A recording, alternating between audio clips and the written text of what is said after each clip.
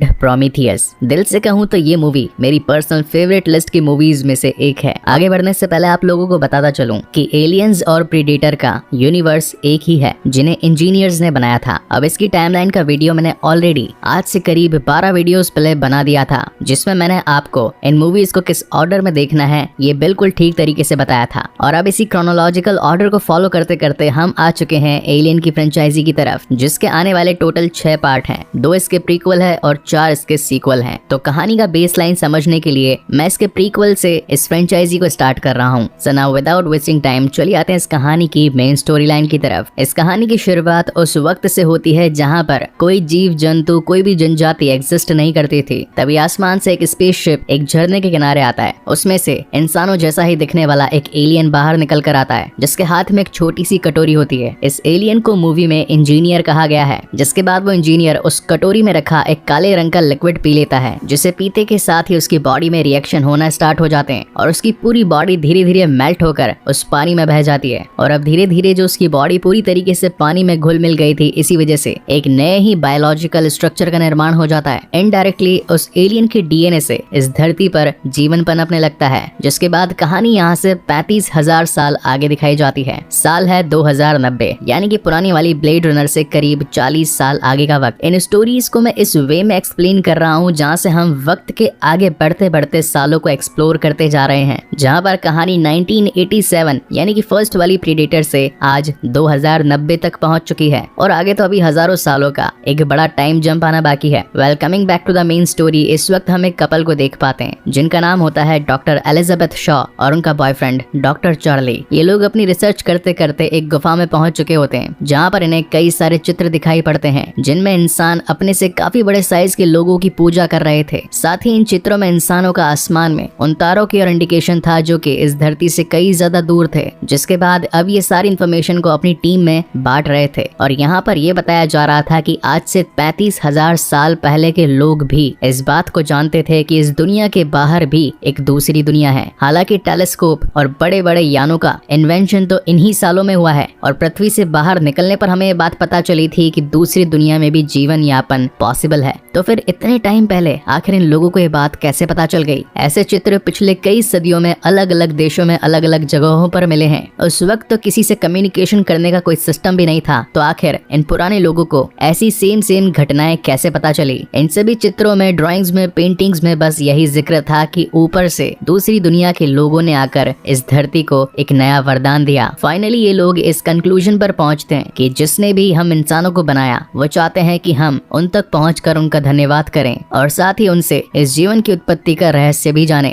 जब इन पुराने सारे चित्रों को जूम करके देखा जाता है तो यहाँ पर इन्हें ये पता चलता है कि जिस वक्त ये इंसान उंगली को आसमान में उठाकर पॉइंटिंग कर रहे थे तो वो ग्रह था LV-223, जो कि एक अलग ही सौर मंडल के अंदर था। अब इस पूरी टीम को जो सारी इन्फॉर्मेशन मिल रही थी, ये पूरी टीम वेलेंट कॉर्पोरेशन के लिए ही काम कर रही थी। और इस कहानी में एक और इंटरेस्टिंग कैरेक्टर भी है जो कि हमने डॉक्टर स्ट्रेंज मूवी में एज ए वांग देखा था। यहाँ पर पीटर वेलेंट इन सभी के सामने आते हैं जो कि इस वक्त एक होलोग्राफिक इमेज में होते हैं। इनका ड्रीम था जीवन की उत्पत्ति के रहस्य को पता लगाना कि आखिर धरती पर ये जीवन पनपा कैसे, आखिर कैसे अलग अलग जीव जंतुओं में जान आई और हम सभी क्रिएट हुए। और यही रीजन था कि पीटर वेलेंट उन 17 लोगों की टीम को प्लेनेट LV-223 पर भेजने के लिए रेडी थे। अब इस प्रोसेस को कंप्लीट कर लेने में करीब 3 सालों का वक्त लगता है, जिसके बाद ये सभी उस प्लेनेट की ओर अग्रसर हो जाते हैं। इनके पूरे सफर में ये क्रायोजेनिक स्लीप में थे कि कहीं ज्यादा साल न लग जाए या कहीं ज्यादा वक्त न लग जाए और ये बूढ़े ना हो जाए। और इस काम को मॉनिटर कर रहा था एक एंड्रॉइड रोबोट जिसका नाम था डेविड। इसकी पूरी फिजिक एक ह्यूमन जैसी ही थी और अगर पुरानी मूवीज से इसका रेफरेंस दूं तो ही इज अ रेप्लिकेंट, जिसके पास इंसानों से ज्यादा सोचने समझने और शरीर में ज्यादा ताकत थी। अब धीरे धीरे करके वो वक्त आ चला था जब ये सभी उस प्लेनेट के करीब तक पहुंच चुके थे। तभी इन सभी के स्लीपिंग चेम्बर्स भी खुलने लगते हैं और हर कोई अपनी नींद से जागने लगता है। अब इस ग्रह के इंस्पेक्शन में इन लोगों को ये पता चलता है कि ये तो पूरी तरीके से एक बंजर ग्रह है, दूर दूर तक किसी भी जीव जंतु का नामो निशान नहीं। लेकिन तभी ऊपर से इन्हें एक पिरामिड की शेप का एक स्ट्रक्चर दिखाई पड़ता है, तो ये सभी वहां जाकर वहां से कुछ इन्फॉर्मेशन निकालने का सोचते हैं। मगर इन्हें क्या पता था कि वहां पर ये अपनी जिंदगी की सबसे बड़ी गलती करने जा रहे थे। फिर धीरे धीरे करके वो अपना शिप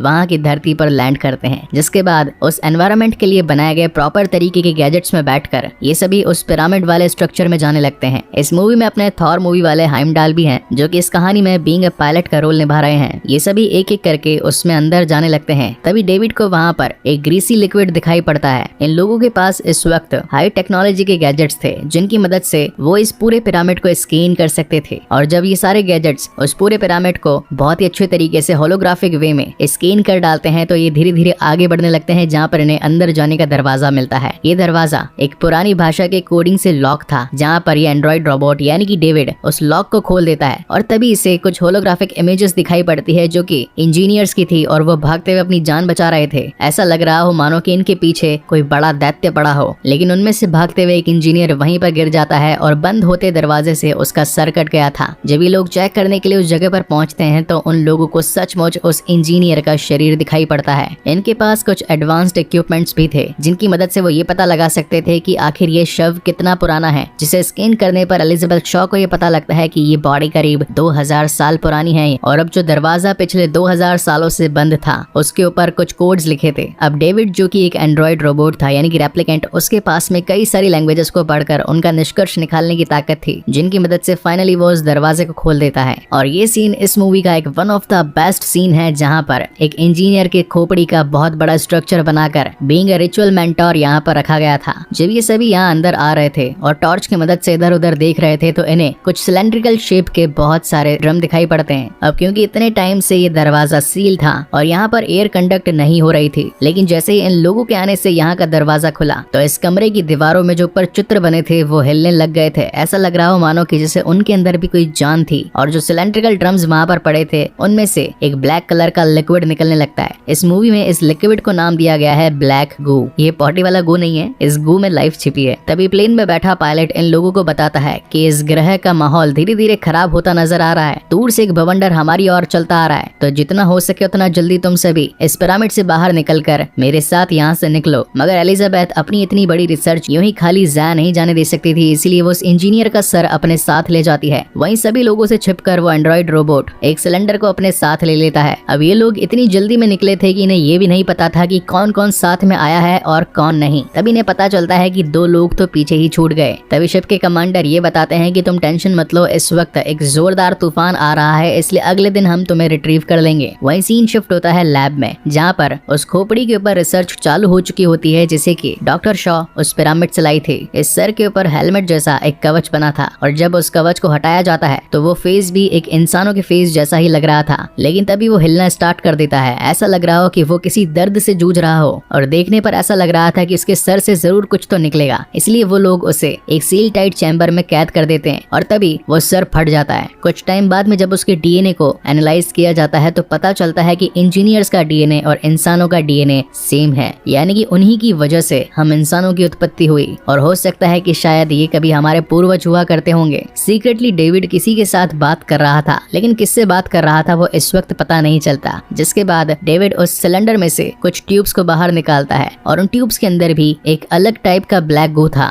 जिसकी एक बूंद निकाल कर वो चार्ली के पास पहुंचता है और उसे पूछता है कि आपको बनाने वाले का मकसद क्या है। क्या आप उससे पूछना चाहोगे कि उसने आपको इस दुनिया में क्यों लाया? तो चार्ली उसे यूं ही हंसते हुए कह देता है कि मैं किसी भी हद तक जाऊंगा। वहीं डेविड चार्ली को बिना पता लगे उसकी ड्रिंक में उस बूंद को मिला देता है और चार्ली भी उससे बातें करते करते उस ड्रिंक को पी जाता है। वहीं सीन शिफ्ट होता है उन दोनों पीछे छूटे हुए साइंटिस्ट पर, जो कि इस वक्त भी पिरामिड में थे। ये दोनों यहाँ पर काफी सारी डेड बॉडीज को देख पाते हैं और सिर्फ ये सोचते हैं कि अगर इनका ये हाल हुआ है तो कभी हमारा भी हो सकता है, इसलिए जितना जल्दी हो सके हमें यहाँ से निकलना होगा। और अब क्योंकि उन सभी सिलेंड्रिकल शेप से एक काले ग्रीस जैसा लिक्विड बह चुका था, तो उसी लिक्विड में से एक सांप जैसा जंतु उनके सामने आता है। वो साइंटिस्ट उसके पास आकर उसका बिहेवियर समझने की कोशिश करता है, लेकिन तभी वो सांप जैसा एलियन उसके सूट को फाड़ कर उसके अंदर चला जाता है और फिर उसके हेलमेट में इंसर्ट होकर उसे ही नुकसान पहुंचाने की कोशिश करता है, मगर दूसरा साइंटिस्ट उसे बीच में से चाकू से काट देता है। अब एलियंस के खून की यही खास बात थी कि ये जिसको भी टच करते हैं वो चीज पिघल जाती है और उस सांप की कटी पूंछ से निकला खून दूसरे वाले साइंटिस्ट के हेलमेट को पूरी तरीके से पिघला देता है। वहीं सीन शिफ्ट होता है उनके प्लेन में, जहाँ पर हम देख पाते हैं कि चार्ली और उसकी गर्लफ्रेंड शॉ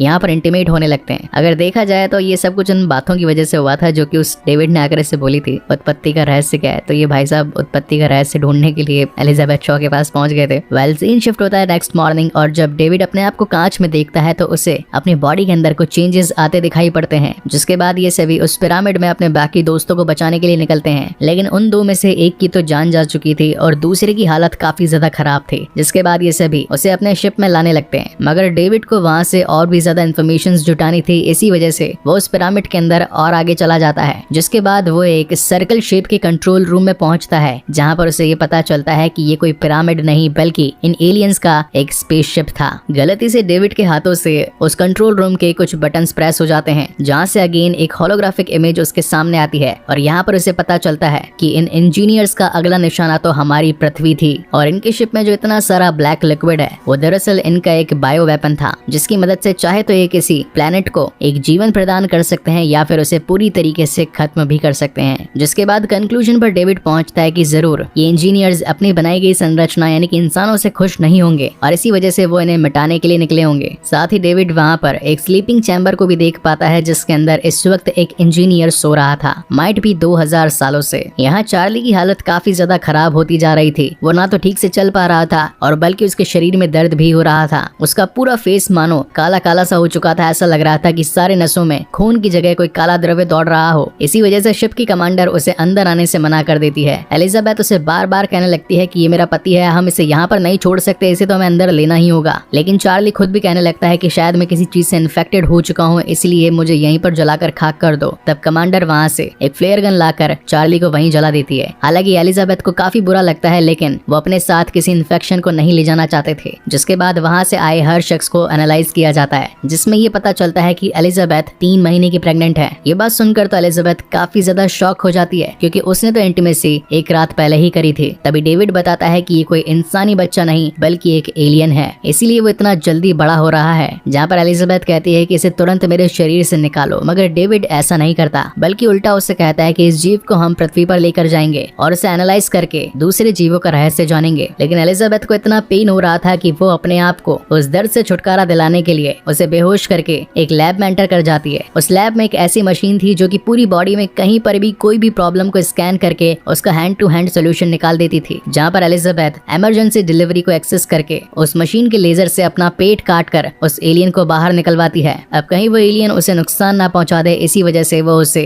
जहरीली गैसेस की मदद से वहीं पर खत्म कर देती है। वहीं सीन शिफ्ट होता है उस साइंटिस्ट पर जो कि एक रात पहले उस पिरामिड में छूट गया था। अब उसकी पूरी बॉडी भी चेंज हो चुकी थी, क्योंकि उस पर भी वहाँ की हवा और उस ब्लैक गू का असर हो चुका था। इस वक्त उसमें इतनी ताकत आ चुकी थी कि वो अपने ही साथियों को उठा उठा कर फेंक रहा था और मानो कि उसका अपने शरीर पर कोई काबू ही नहीं था। उसे संभालना काफी मुश्किल हो चुका था, मगर एट द एंड वहाँ उसी के साथी उसे फायर गन से जलाकर खाक कर देते हैं। जिसके बाद कहानी में आता है एक टर्निंग पॉइंट और हमें पता चलता है कि पीटर वेलेंट, जिन्होंने 3 साल पहले इन 17 जनों की टीम को पृथ्वी से इस प्लेनेट LV-223 पर भेजा था, वो खुद भी इनके साथ इसी शिप में एक कोने में छुप कर रह रहे थे और डेविड भी इन्हीं के लिए काम किया करता था। वो तो बस ये जानना चाहते थे कि आखिर जीवन की उत्पत्ति कैसे हुई। अगर इसका राज मिल गया तो वो अपने आप को अमर बना सकते हैं और यही रीजन था कि वो पृथ्वी से इतना दूर इस प्लेनेट में बैठ कर आ चुके थे। तभी डेविड उन्हें बताता है कि मैंने उस पिरामिड जैसे स्पेसशिप में एक इंजीनियर को उसकी स्लीपिंग चेंबर में पाया था। तो पीटर बोलता है कि मैं उससे मिलने के लिए जाना चाहता हूँ, क्योंकि जिसने हमें बनाया वो हमारी एज को भी डेवलप कर सकता है और मैं और ज्यादा जीना चाहता हूँ, मैं इतना जल्दी मरना नहीं चाहता। मगर इस इन्फॉर्मेशन के साथ में डेविड पीटर को ये भी बताता है कि वो सभी इंजीनियर्स पृथ्वी को खत्म करने के लिए एक बड़े सारे अमाउंट के ब्लैक लिक्विड को अपने स्पेसशिप में भरकर धरती पर लाने वाले थे। अगर वो जिंदा हो गया और उसने हमारी पृथ्वी को खत्म करने के लिए उस ब्लैक गू का इस्तेमाल किया तो हम क्या करेंगे। मगर इस वक्त पीटर को कुछ भी नहीं सूझ रहा था और उसे तो अपनी एज बढ़ाने के लिए उस इंजीनियर से मिलना था। यहाँ तक कि एलिजाबेथ भी उसे मना करती है, मगर पीटर के आगे किसी की नहीं चलती। जिसके बाद वो अपनी एक सीक्रेट टीम के साथ में उस इंजीनियर के पास पहुंचता है। अब क्योंकि डेविड को एलियंस की लैंग्वेज धीरे धीरे समझ में आ चुकी थी, इसी वजह से वो उसका स्लीपिंग चैम्बर खोलकर उसे जगा देता है। जागने के बाद इंजीनियर्स अपने सामने उन दोनों को देख पाता है और ये सोचने लगता है कि आखिर वो इस वक्त कौन से ईयर में है। उन एलियंस की लैंग्वेज समझ पाने पर डेविड उस इंजीनियर से बातें करता है। ये देखकर वो काफी खुश होता है कि उसकी क्रिएशन आज इतनी ज्यादा डेवलप हो चुकी है कि अपने प्लेनेट को छोड़कर इस प्लेनेट तक पहुंच चुकी है। वो उससे और भी बातें करना चाहता था, लेकिन लालची पीटर उसे अपनी एज बढ़ाने के लिए बोलता है। ये सब कुछ सुनकर तो इंजीनियर को गुस्सा आ जाता है और वो डेविड का सर तोड़कर उसे ही मारने लगता है और फिर निकल पड़ता है पृथ्वी की ओर, क्योंकि उनका लास्ट मिशन यही था कि उन्हें पृथ्वी को खत्म करना है। ये सब देखकर एलिजाबेथ वहाँ से भागने लगती है और सीधा हेमडाल को कांटेक्ट करती है और बोलती है कि हमें ये जो स्पेसशिप जो कि पृथ्वी की ओर निकल रहा है इसे डिस्ट्रॉय करना पड़ेगा, क्योंकि अगर ये यहाँ डिस्ट्रॉय नहीं हुआ तो ये वहाँ जाकर पूरे प्लेनेट को ही बर्बाद कर देगा। अब हालांकि इनके पास कोई मिसाइल या फिर कोई दूसरा वेपन तो नहीं था जिसकी मदद से ये उस स्पेसशिप को रोक सकते थे, इसलिए ये लोग ये डिसाइड डिसाइड करते हैं कि ये खुद का शिप उसके शिप से टकरा देंगे, लेकिन शिप की कमांडर वक्त रहते एस्केप पोर्ट से निकल जाती है और अब इनका शिप उस इंजीनियर के शिप से टकराता है, जो कि लिटरली इस मूवी का एक one of the best scene था।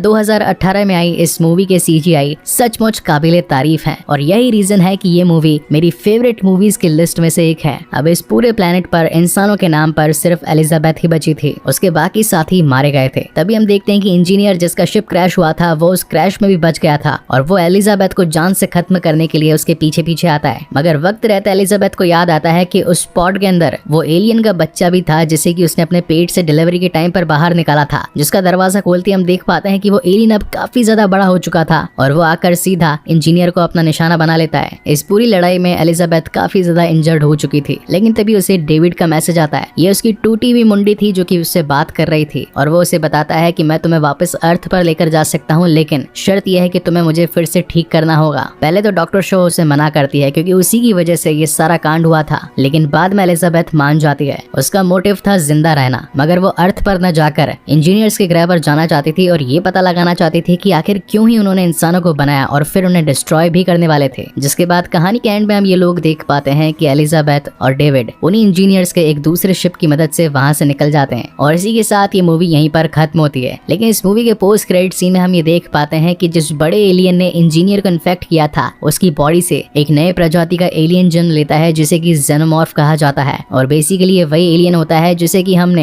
एलियन वर्सेस प्रीडेटर की मूवी में भी देखा था। और इसी के साथ ये शानदार कहानी यहीं पर खत्म होती है। इसका नेक्स्ट पार्ट मैं जल्दी ही लेकर आऊंगा जहाँ पर हमें एलिजाबेथ की फ्यूचरिस्टिक स्टोरी देखने को मिलेगी। जाने से पहले इस वीडियो को लाइक, शेयर और कमेंट जरूर कीजिएगा और अगर पहली बार इस चैनल पर आए हैं तो इसे सब्सक्राइब भी जरूर कीजिए।